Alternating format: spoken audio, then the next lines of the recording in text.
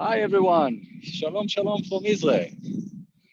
I hope you're all okay, all in good health, and you're looking forward to our virtual tour today. And today we are in a very special place, a very ancient place. I will give you a hint so you will know where we are this morning. It's a fascinating city, and this is my little hint for you. So basically, you understand that it's a pretty ancient city, and it has something to do with Roman culture, with Hellenism culture. Basically, it was a Hellenist city 2,000 years ago. And the person who built this city was King Herod. King Herod built this city 2,000 years ago. And we are today in Caesarea, ladies and gentlemen. So we're going to share with you some sightseeing of Caesarea. We're going to talk a little bit about the history of Caesarea. And we will start with this little sign right here. So Tanya, would you be so kind and read it? Okay, so Roman and Byzantine statuary at Caesarea. Most of Caesarea's statues were found headless. Roman statuary, which represents emperors, deities, or local dignitaries, remained part of the urban ornament of the Byzantine city and was sometimes displayed in Christian contexts along Christian symbols. Thank you, Tanya. So now we understand why they don't have heads. Okay. So the first thing I would like to share with you this beautiful morning here, I would like to share with you the very famous Roman amphitheater that King Herod built approximately 2,000 years ago. In our days, this amphitheater became the most important amphitheater for any Israeli artist.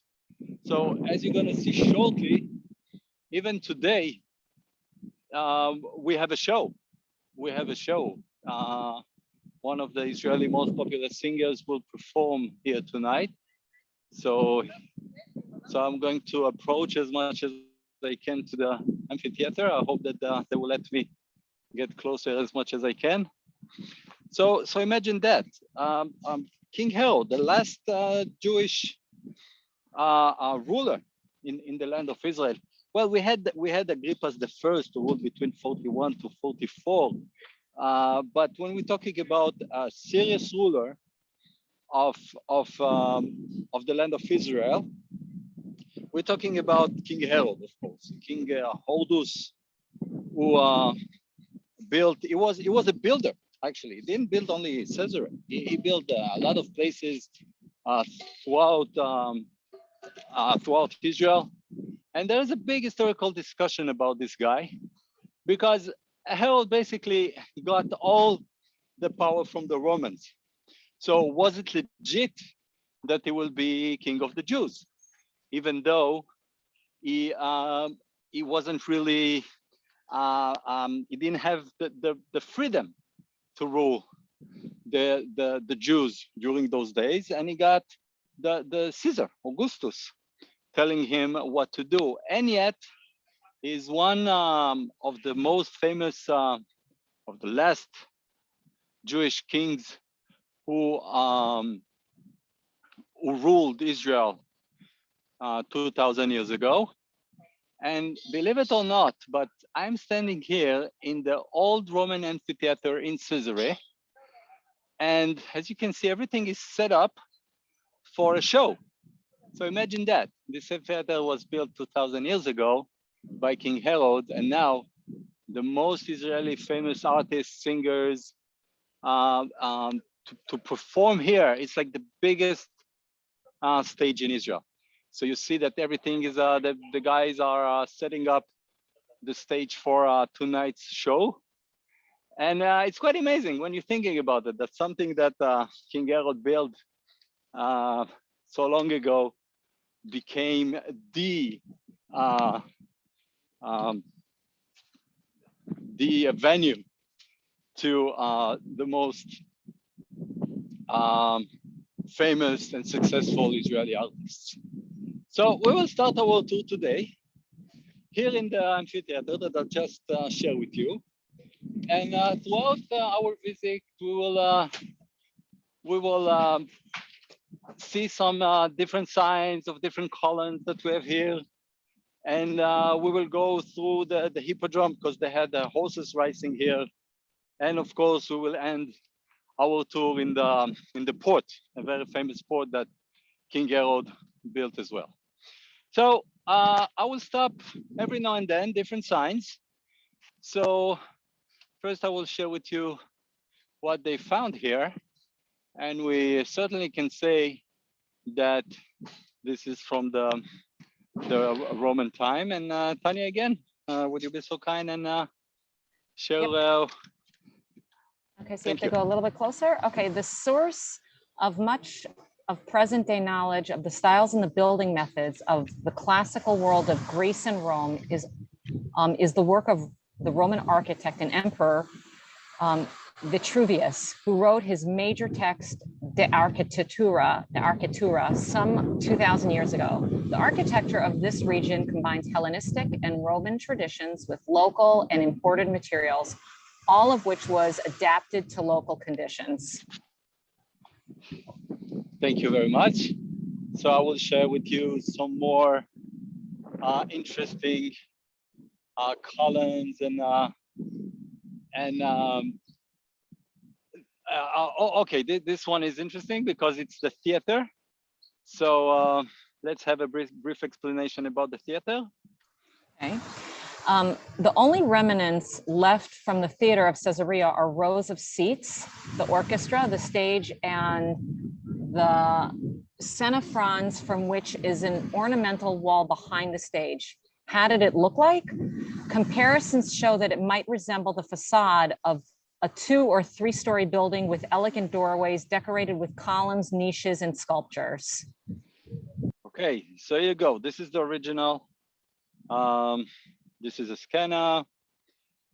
This is a kava. Okay, and what you see here in our little drawing here is basically this amphitheater that I just shared with you. So King Herod is building this city, and this city became not only a very famous city during the Roman conquest of the land of Israel during Second Temple time, so approximately 2,000 years ago. The emperor himself, turned Caesarea to his city, to the place where he ruled the land of Israel. So the emperor, of course, of Israel. So different emperors were here, and they loved Caesarea so much that they turned Caesarea into their capital city. And while they are enjoying themselves, King Herod had this really difficult time with the Jews when he were here, because basically Jews didn't want to have this Hellenistic influence on the Jewish culture, of course. So all you can see here, these are Hellenistic influence, and Jews didn't really want, not all of them, of course. When we're talking about the Jews, we face different perspective, different points of view. Some of the Jews accepted Hellenism, accepted the foreign culture, the new Hellenism culture, the new Roman culture. But some of them, of course, didn't. The religious ones didn't accept to have Hellenistic cities like this one. And Herods really turned this city into a Roman Hellenistic city with very strong motives. As you can see, the columns, as you can see, the amphitheater. And in few moments, I will share with you more fascinating, interesting venue, which King Herod built as well, and it's the Herodome.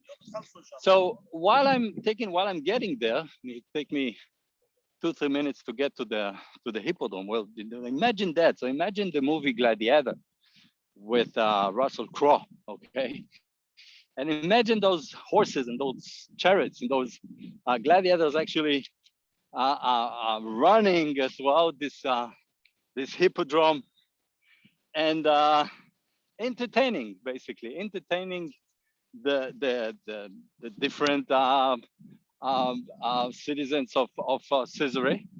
Of course, the Jews and non-Jews as well. The Jews who accepted to become a part of the Roman culture.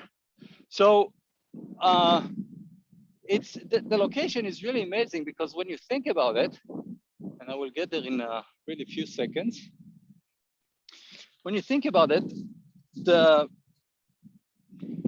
location of the hippodrome is right next to the sea, right next to the beach, and so imagine that they're here,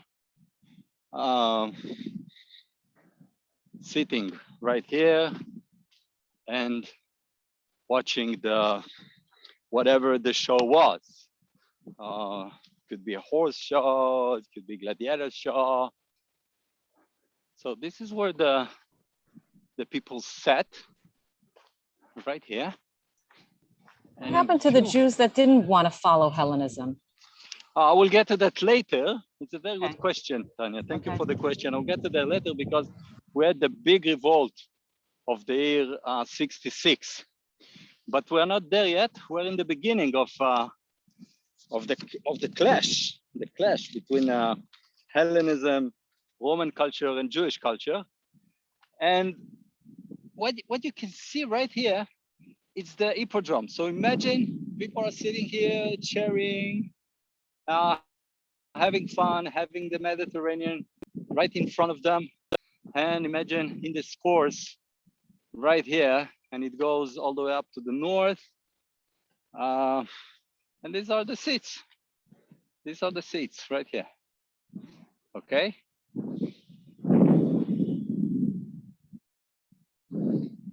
Okay. Of course, the stage of the honorable people were right in front, in the middle of the hippodrome. So imagine this this picture here.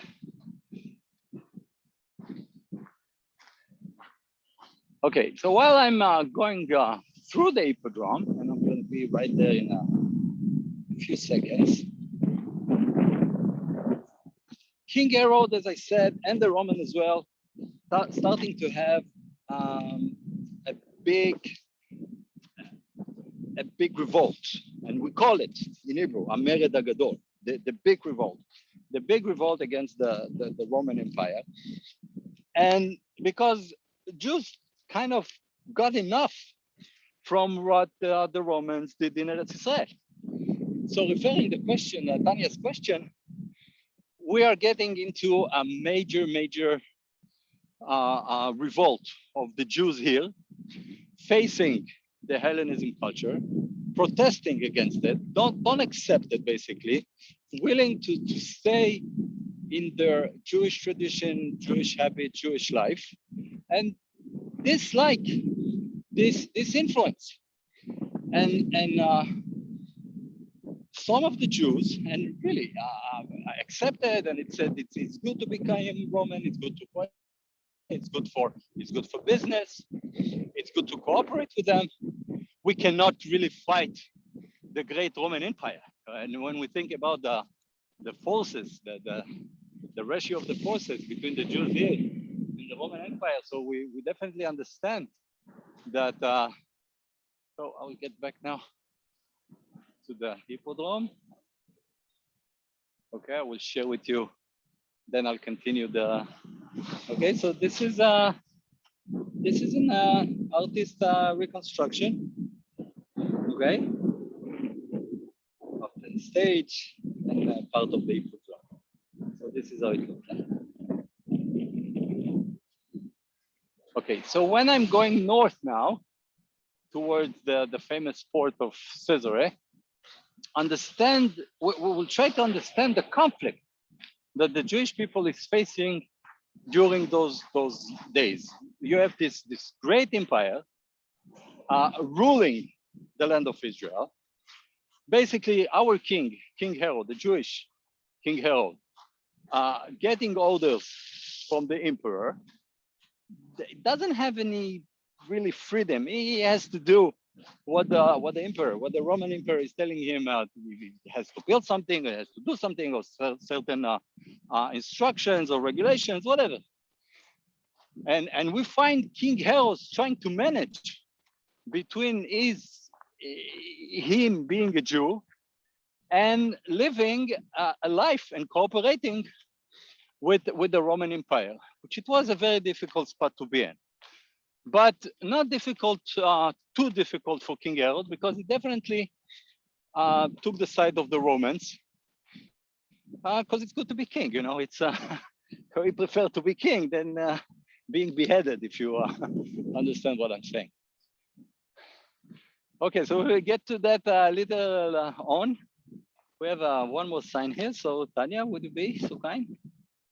Okay, you got to get in a little bit closer. Okay, the archaeological section showing the superimposition of layers, strata, is a window onto the bowels of the site. Stratigraphic analysis leads to understanding building and destruction processes and helps reconstructing the site's history. Very good, thank you very much. So we'll continue. So we are in the year 66. So before the great rebellion against the Roman hit Jerusalem in the year 70. In 66, it started here. And the Jews rebelled. And the Jews started to have a war against the Roman. And they said, that's it, we get enough of the Roman regime here. And even though they're stronger and bigger and whatsoever, we will have a war against them. And we all know what happened, because in the end of that was the first blood, right here in Caesarea, right here where we are right now.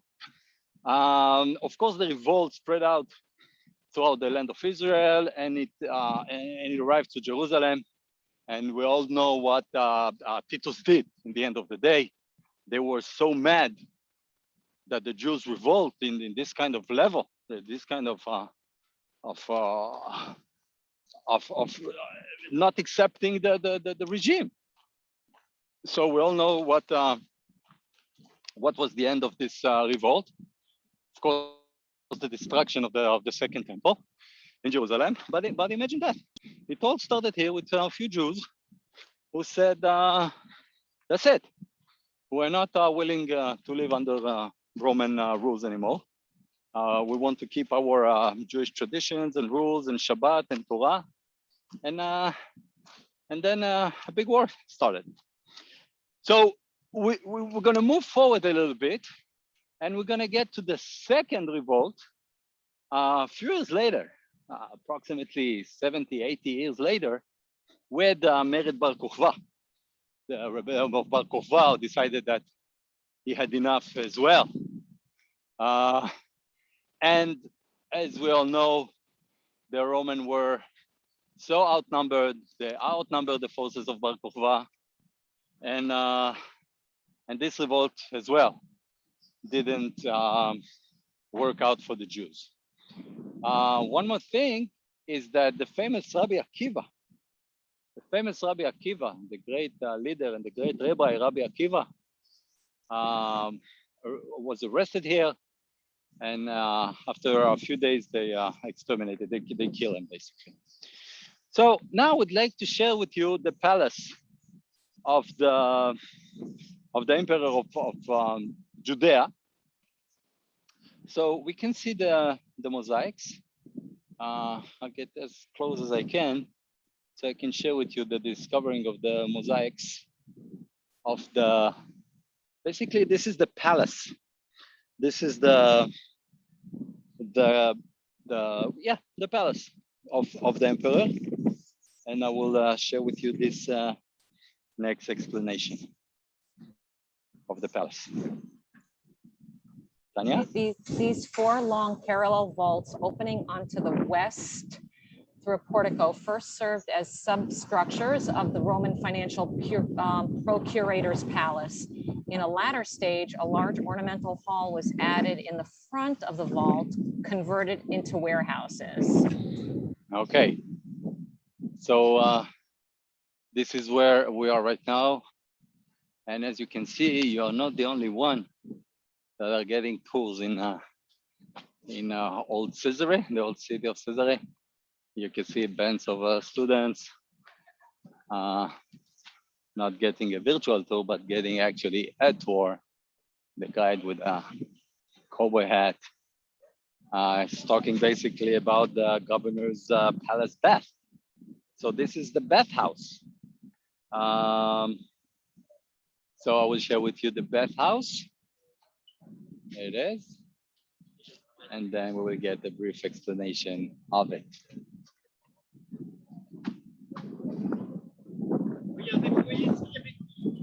Wow. Okay. This bathhouse is the only Important remain of the private wing of the Byzantine governor's palace, almost entirely destroyed by the construction of the medieval fortifications. Thank you, Tana. So now we understand that some people they didn't build Caesarea like King Herod, but they destructed Caesarea. And now we're talking about, of course, the Salah ad-Din. Okay, the Salah ad-Din in the year 1187 came here and basically destroyed the city. And why destroyed the city? Because it became a crusade city. So we need to understand the forces that during medieval time are here, right here. In one hand, you have the Crusaders. You have the Crusaders. They arrived here in the year 1101, building, for example, this fortress. I see you can see it. So this is basically the fight here between the Christians and the Muslims. Okay, the Jews are not a part anymore of medieval time. So I'll zoom in a little bit. So in one hand, you have a Christian fortress where you see the Israeli flag. In the second hand, you have this mosque. Okay, again, the tower of the mosque. Now, so first the Crusader arrived, of course, turning this beautiful city into a Christian city, and basically expelling the Muslims from here. They needed to get rid of the Muslims because the Muslims were hostile to the Crusaders. Now, the Crusaders stayed here for a few years, and imagine that they did exactly the same. So when Salah ad-Din came and conquered the city, this is exactly what he did. He conquered the city, he killed the Christians, and not only that, he destroyed the city. So we are talking about this fight dominating the city of Caesarea between the Crusaders in the beginning, Salah ad-Din, the Muslim emperor, and guess what? It didn't stop here, because when Louis IX, King of France, came to Caesarea, so he did exactly the same again. So here we have these two monuments who tell the full story of how Caesarea moved from the domination of the Christians and the domination of the Muslims during several years. So now I'm going to give you a like overview site of where we are and what we do in this tour. So we started here in the Roman amphitheater. Okay, we moved and we walked through the hippodrome. Okay, the circus, the hippodrome, the gladiator. Okay, and now we are getting into the city.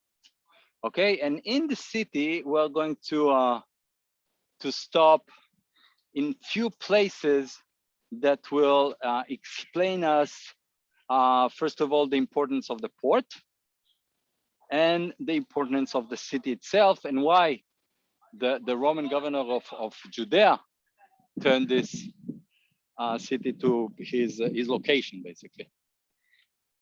So now we're going to have a brief explanation about the heart of Caesarea. Okay, so here we are. So first I'm going to share with you the sightseeing. So here we are. This is the heart of the city. Okay, and the port is right here. Here you can see the mosque, the tower of the mosque. So we know Muslims were here, and this is what we have here in the center, in the heart, as I said, the heart of Caesarea. So let's get a brief explanation about the heart of Caesarea. First of all, the view that you just did was outstanding. Thank you. Okay. Thank you. All right, the heart of Caesarea. For seafarers entering the harbor of Caesarea, their first encounter with the vibrant city was the splendid temple dedicated to Caesar Augustus and the goddess Roma, soaring above a massive platform supported by impressive vaults. Over time, the platform continued to serve the city's main religious buildings, a Byzantine church, and latter a Crusader one. Very good. Thank you. Thank you for giving me those little breaks. Well, I can drink and I get my breath back. So thank you very much, Tanya. I really appreciate your help. So now we're gonna take down the stairs. And before we get to the port, to the main, because the port, as we know, the port is really the main financial and economical part of the city. So now I would like to share with you the Roman bathhouse. So this is the Roman bathhouse right here. Okay, this is how it looks like. Okay, and we're gonna get a quick explanation about the Roman bathhouse. Okay, here we go. Roman bathhouse. These are the remains of a public bathhouse that stood close to the harbor pier. It was a service provided for seafarers along with port facilities like trading posts, repairs, storage, and maintenance. Water was piped into the hot and cold rooms, the showers, and the latrines. As usual, it's very interesting that there were latrines then. As usual, in large Roman cities, the bathhouse served as a social function and an expression of the splendor, sophistication, and refinement of the city's dominant culture. Excavations into Caesarea over the years uncovered 6 such bathhouses. Well, they had fun here. They enjoyed themselves. And they had a really nice bathhouse. Now you understand the importance of Caesarea when the ruler of Judea in those days said, well, this is where I want to live, this is where I want to be, and now you have a deeper understanding why.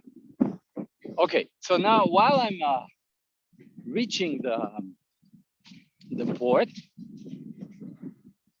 okay, again, this fascinating 2 buildings that tells the story of what happened here several years, and you see how close it is. So I don't think it's a coincidence that the mosque, they built the mosque right next to the fortress. Of course, the fortress is reaching its full security, so it's right on the beach. I will get to the fortress, so you can see that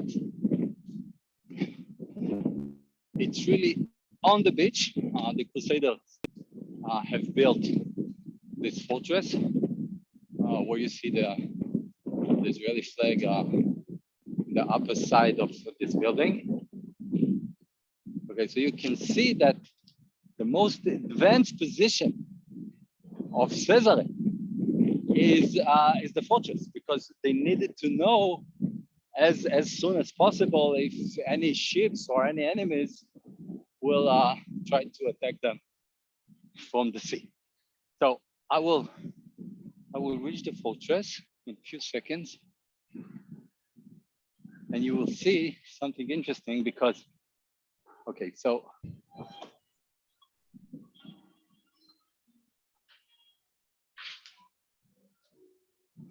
okay, so this is the citadel, as I mentioned, the fortress, as we talked about, and now I want to share with you to understand. Okay, so this is now we see Caesarea basically from the beach. Okay, so I'm really on the west side of Caesarea. Okay, again the mosque, the shore, and you see the importance of the citadel of this fortress. You see it's right on the water. Look at this, and it's really on the water. Okay, and now we're gonna have a brief explanation about the Crusaders harbor.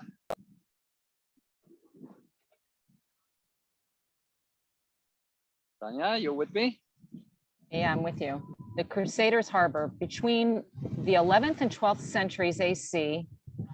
The control in Caesarea changed hands between the Muslim and Crusaders, which founded the Kingdom of Jerusalem, in order to enable a marine connection with states in Europe that supported the Crusaders' kingdom. The Caesarea harbor was operated. The harbor that suffered from the elements was actually neglected for hundreds of years, was rebuilt partly anew with extensive use of available construction materials, secondary use of marble columns, hewn stones, and sandstones that were collected from the wreckage and remains of the city. Thank you very much. Okay, so now, okay, we talked about who's going to dominate the city of Caesarea, and this situation that the city is changing hands between the Muslims and the Christians came to an end. Of course, they came to an end when the Ottomans, when the Sultan, the Bibras, that was his name, the Sultan Bibras, is conquering Caesarea, and basically, to this time, when the Ottomans are ruling the city, controlling the city, that was the end of this situation that I shared with you. So the Ottomans ruled here a few hundred years, and now we were going to see it's some columns again. So I'm going to share with you some columns from that were revealed. So this is one. Okay, this crop was. Okay. Okay, that's nice. And we have another one here. So we have few of these. And while show us their faces again. The faces of the on the columns. Yeah. This is a tomb. This is a tomb right here. So I'll get back and I will get back and show you the faces. So they're all authentic archaeological evidence about the city. So I'm going to share with you a few of them. I believe you referred to this. Okay. So today, lots of arts and crafts and clothes, and really the port of Caesarea became a very unique and special place. A lot of Israelis are coming here during holidays and weekends, just walking the streets of old Caesarea, having fun, go to the beach. You have some restaurants here. So the whole city of Caesarea is a national park, of course, it's a national Israeli national park, and this is where we are right now. Another column right here.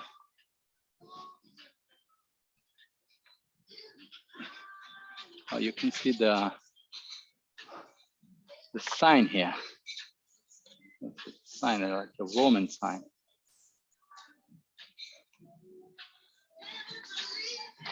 Again, a scopog, another one. So we have few of them here. Again, one more. You can see the Roman letters, and they were all discovered right here. Okay, so the Romans are not the Romans, the Ottomans are controlling the land of Israel, of course.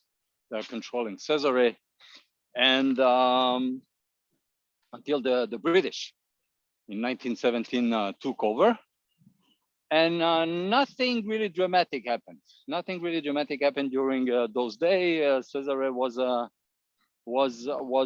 little town, a little city, with not too much going around. Okay, but when the Baron Rothschild bought the land, so basically you need to understand that Caesarea was purchased. They purchased the Baron Rothschild purchased the land, purchased the old city, purchased this whole region, and this is how since then the city of Caesarea was for Israelis and for the Jews, because what the Baron did basically, he bought the rights and he bought the land for the city, and this is why till then and until today Caesarea is a part of Israel. So I would like to share with you one more place in this old city, the Caesarea Nymphaeum. So Tanya, if you'd be so kind. Yep. Okay, the Caesarea Nymphaeum. The Nymphaeum was a public fountain that stood at the center of ancient Caesarea as one of the city's main monuments, and was situated at the intersection where the city's main street meets the Herodian port. The Nymphaeum had a decorative function, provided drinking water, and was also a place where residents of Caesarea and its visitors could congregate. The structure consists of a monumental wall, marble statues are incorporated into its facade, and a pool and fountains are located at the foot of it. In the Herodian period, the Nymphaeum was the temple's bema, a large, magnificently built platform upon which the main temple stood in the Roman period and the Byzantine church afterwards. The pool went out of use in the Byzantine period and was replaced by another building, and a paved road was constructed in front of it. Thank you very much. Interesting. So enjoy the pool. Enjoy the pool. Okay, so while I'm approaching the aqueduct, and this is a very unique story, because all cities need the first thing that the city needs is water, of course, and there is no water here. So our final stop of our tour will be the aqueduct. So basically, before I'm going to show you the aqueduct, I'm going to share with you what the information about this aqueduct. So King Harold understand that if he wants to develop the city, if he wants people to live here, the basic need, the first thing that they need, it's water. So it's building this channel like and you're gonna see it shortly. And from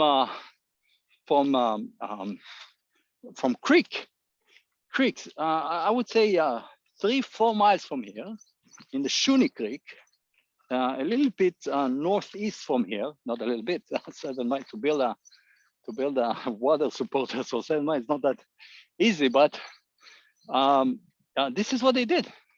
They understood that they needed water to survive, and they built this aqueduct. This is how you call it. And shortly, I'm gonna show it to you.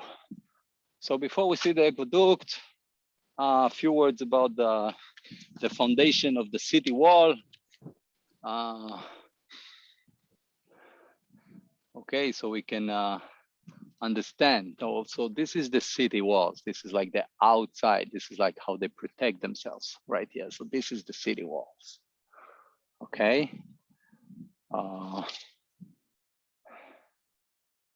Tanya, foundations of the city wall. Foundations of a city wall from the early Islamic period, 9th to 11th century CE, on the Crusader period, 12th to 13th centuries. Crazy. One may notice, continue please. Hang on. One may notice the architectural fragments, capitals, columns, and column bases, which have been incorporated into the construction. They were taken from public buildings and dated to the Roman Byzantine period. Okay, so now I'm gonna show you, and I'm gonna share with you the aqueduct, the water transporter, and that will be the end of our tour today. Okay, so shortly I'll get there.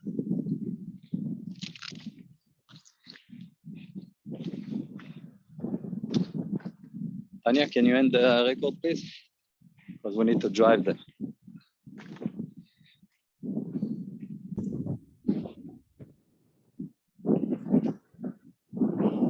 So shortly we're gonna get to the aqueduct, which means the aqua water is like a water transporter. And I'm gonna share with you this beautiful aqueduct right here that King Herod built. And imagine that, it's just a part of it. Because imagine that. So the water went through those bridges, and imagine like a 6-7 mile this bridge, this aqueduct, go all the way, as I mentioned before, to the Shuni River. And this is where they got the water from. Because without water, you couldn't extend the city. You couldn't make the city bigger. So right next to the sea, right next to the beach, where people enjoy themselves. So we were there, right over there to the south, and this is the magnificent aqueduct. So in the top of it, this is where the water came from 3 different places, by the way, towards the city, and this is how they got water in the city in those days. Okay, very good. So from the August heat of Israel, I want to thank you again. The background of that, but the background of the Mediterranean. Okay, let's say the Mediterranean. So I hope you enjoyed the virtual tour. I hope you enjoyed the historical briefing. Thank you very much. Bravo, bravo, wow. Who gave me some moments to take my breath. So I give you a big hug to all of you. I miss you and hope to see you again soon. Take care. Take care, my friends. Shalom, shalom. Bye-bye.